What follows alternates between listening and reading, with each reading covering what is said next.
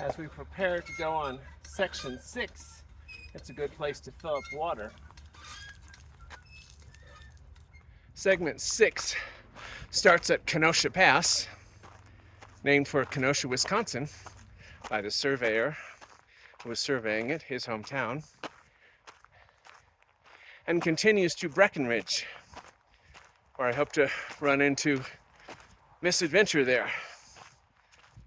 On section 5 and now on section 6, we've regularly seen structures like this being built out of dryfall. This is the 4th one I've seen of these structures, and they're so close to the trail. It must take an enormous amount of effort. Well, there's another one, 5th one. Wow. There's been a lot of deer rutting on these aspen that you can see. Number 13 is a slightly different design. And here's a random bench. I imagine to contemplate the South Park Valley here. I look at this and I think how brave those who settled this area back in the 1860s must have been. How harsh those winters were. And how thankful the descendants are today that those brave souls came and established a homestead.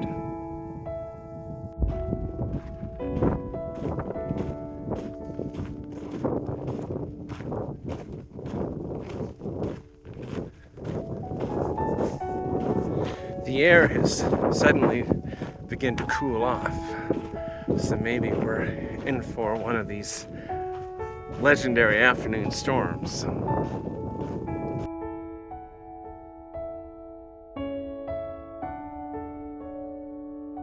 In just a short few miles, the terrain is completely changed.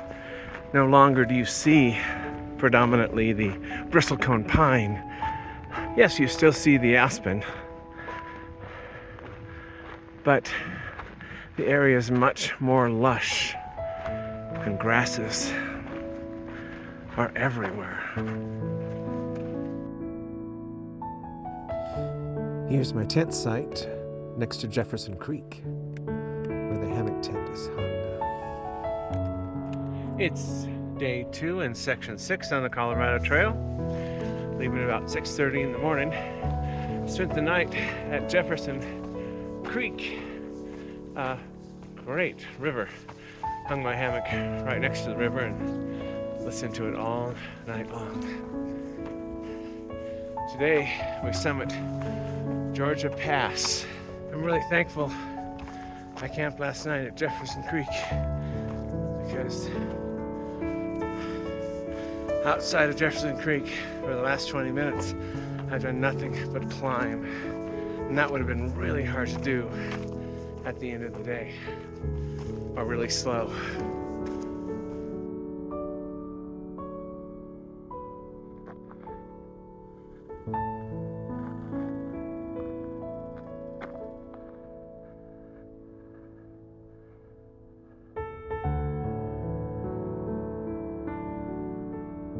This is a Colorado Trail blaze. I've been seeing these the whole way and thought, what's that? How do I know it's a blaze? Because every time I see one on this side for the southbounders, there's another on the other side of the same tree for the northbounders. The Colorado Trail blaze. On the Appalachian Trail, the blazes are white and they're painted on trees. They're white rectangular. And on the Colorado Trail, you see the triangles every now and then. But a blaze is to tell you where the trail is. It marks it in case you are not sure. Although the trail here is, well, you know where the trail is. And I imagine it'd be hard to lose where it was. However, some places they call those confidence markers so that you have confidence in the route that you're taking. We're between 10 and 11,000 feet right now, and continuing to climb towards Georgia Pass. See, there's another one right there. And on the other side, another one.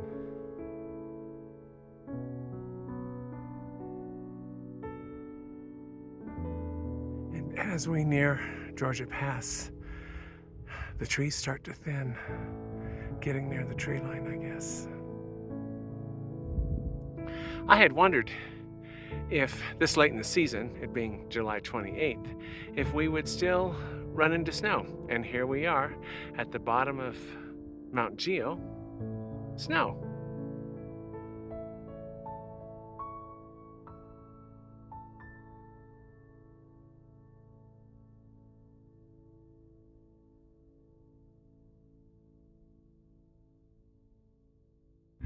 Here's a group of hikers that are pretty much all carrying gossamer gear bags. That's Mount Geo right there.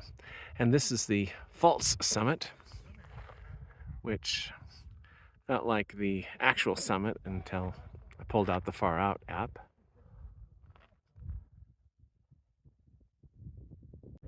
Feels like we are well above the tree line now.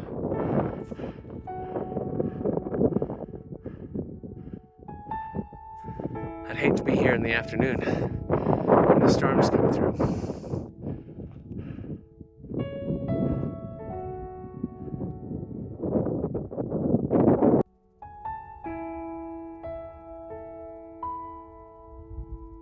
Well, here we are at Georgia Pass.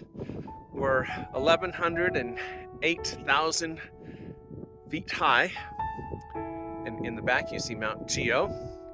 And up until just a few moments ago, there's about 15 of us up here. Everyone else has left. I think they're just going about 7 miles down the trail to Swan River, I think. And I may join them there also.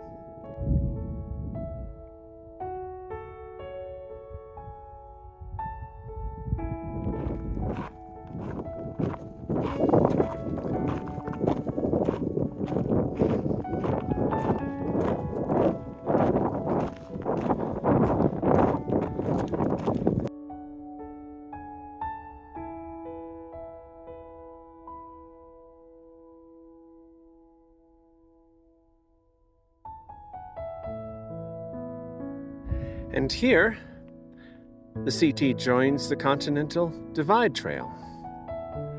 Well, that's a blowdown that's been there so long that the Colorado Trail has been rerouted.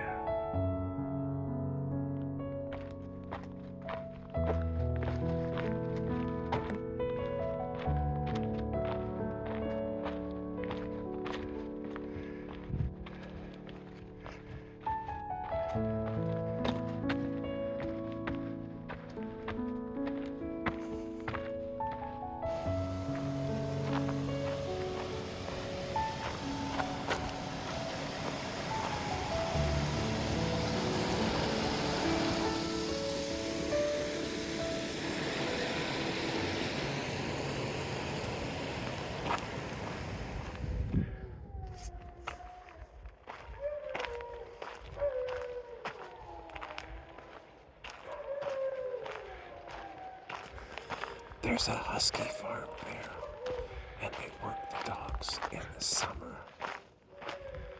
pulling golf carts.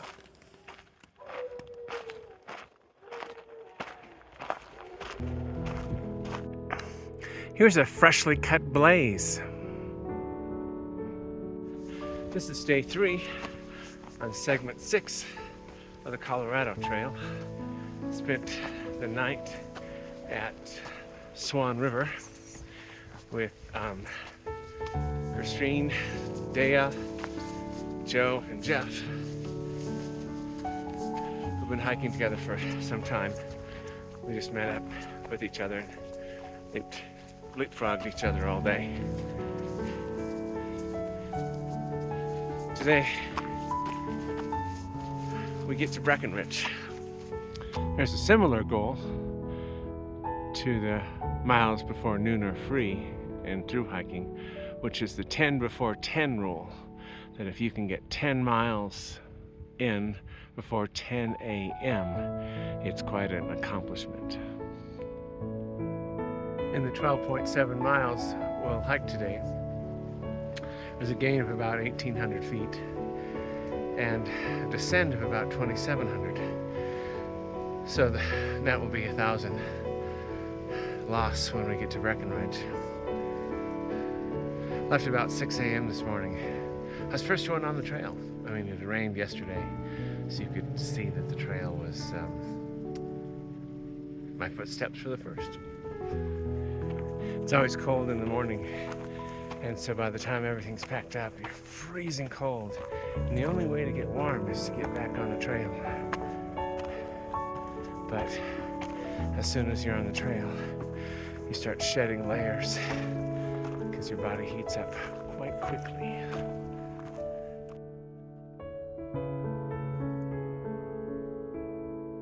These are dead trees that had been culled. They died from the pine beetle infestation, from global warming to suppressed fire, natural burns. The pine beetle has really extracted a toll on this part of the trail. Here you see more trees that have been killed by the pine beetle. And I guess in the next culling they'll come down.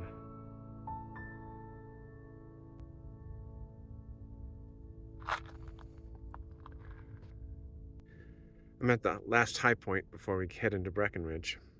This morning we've already climbed 1,200 feet over 3 miles, and now we have 2,000 foot descent into Breck, or to the next water source, I should say. Hi. Ascent is hard, but so is descent, and it just seems to go up and down, and that's just the nature of the beast, I guess. Not a cloud in the sky.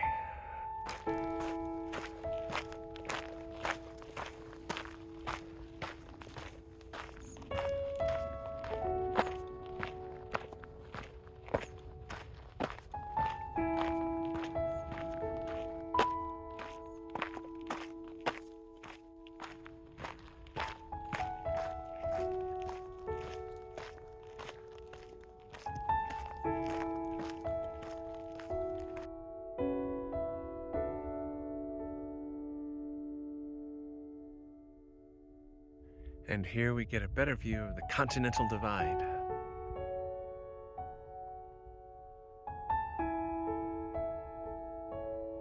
And there we see Keystone Ski Resort. It's the Colorado Blue Columbine. It's the first one I've seen. All the beautiful wildflowers. And then this stand of pines.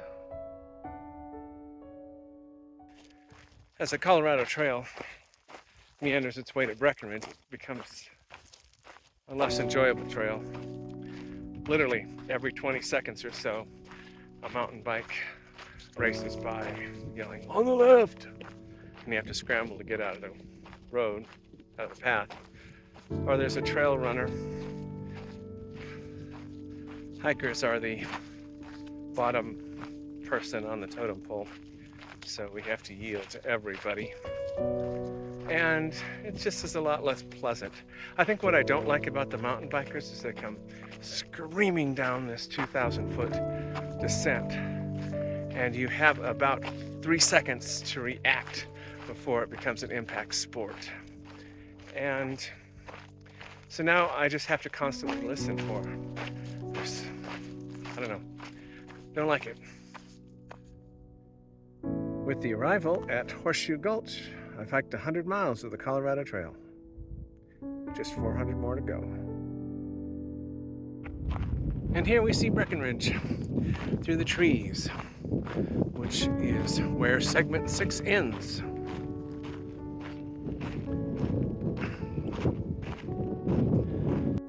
Segment 6 is coming to a close in Breckenridge. Most of the people I was camping around are taking a 0 day there to recover from segment 6. Segment 6 was difficult. I think mainly the elevation gains, like 2,000 up and 2,000 down in one day, like today and, well, yesterday. I think the highlight of segment 6 was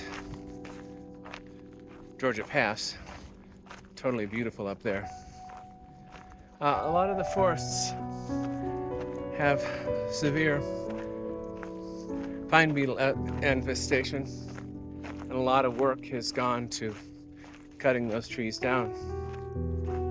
So that damage is there. Overall, not my favorite segment. Can't all be my favorite. So for the Camping Camera, this is Venture, and thanks for watching.